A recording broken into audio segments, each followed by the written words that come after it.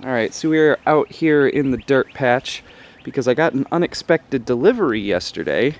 And no, it's not in the trash can. The trash can's just keeping it protected for our stick chewer in chief over there.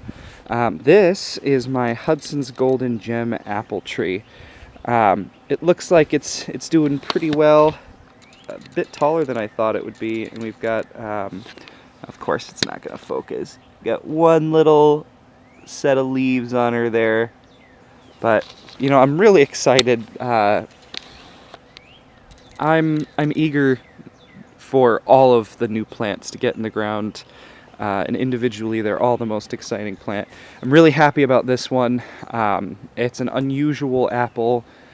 In some ways, it's supposed to have some qualities of a pear, this crisp, sugary flesh, nice russeting, and a bit of a pear flavor to it. So I thought it would be pretty interesting to have it in the garden. And it will get planted right here once the big tree is fully on the ground. So I'm really looking forward to that. It'll be, I think, another week and a half. And I believe we're scheduled for April 2nd to have the rest of this taken down. So in the meantime, the tree is going to stay over there with its roots loosely in the soil so that it doesn't dry out. And I'm probably going to have to get a pickaxe and go through any roots from the big tree that are in here. And yeah, really looking forward to that. We have more daffodils coming up, which is really nice, but also a little bittersweet. In this area here, approximately, I planted, I believe, about 20 bulbs of daffodils from, oh my, I think some of them survived. So there is a chance, this is the first moment I'm seeing it, that some of the daffodils from my childhood home actually survived our Minnesota winter and are starting to come up. This is a huge deal if I can get it focused. Where are they here? So you can just barely see them there in the center. There are two types.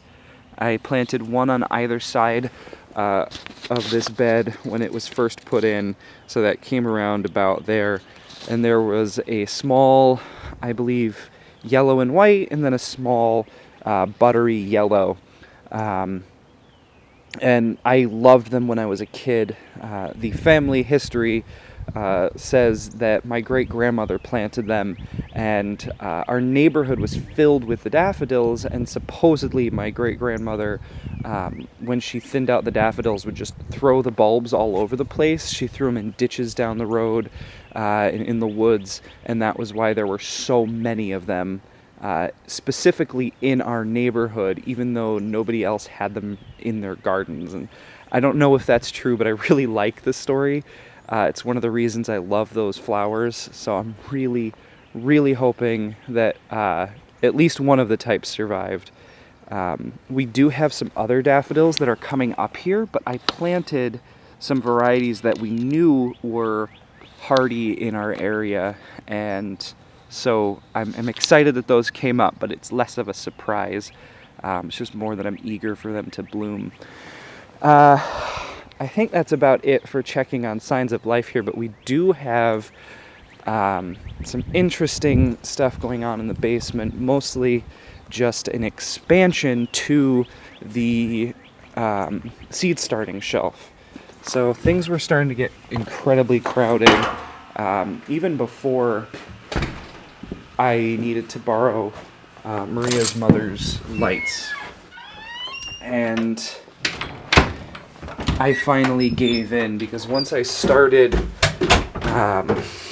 transplanting things out so that they weren't as crowded, it became obvious that I just wasn't going to have enough room for all the plants.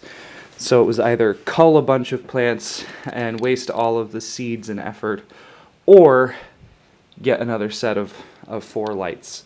So I got 4 more lights. These ones actually appear a little brighter. They're a little more blue, but they are same manufacturer. They appear to be a very similar design, and the plants seem to be very happy with it. So we've got about 400 total, just shy. There's 94 plants on these shelves, each of the 4 shelves. So most of those are the tomatoes and peppers, which are doing pretty well despite being transplanted, some of them twice. Um, there we go. Some nice true leaves starting to form on our tomatoes here. Some of the peppers are just starting to get their first true leaves. So, yeah, I'm pretty happy with how it came out. Hopefully I didn't plant everything too early, which is a definite possibility.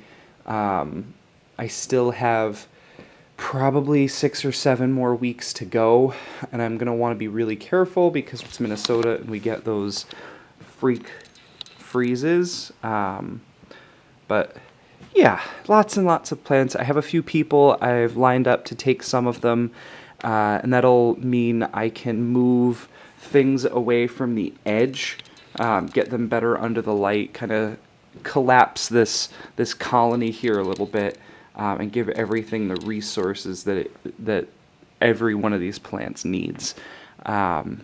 So yeah, getting real excited.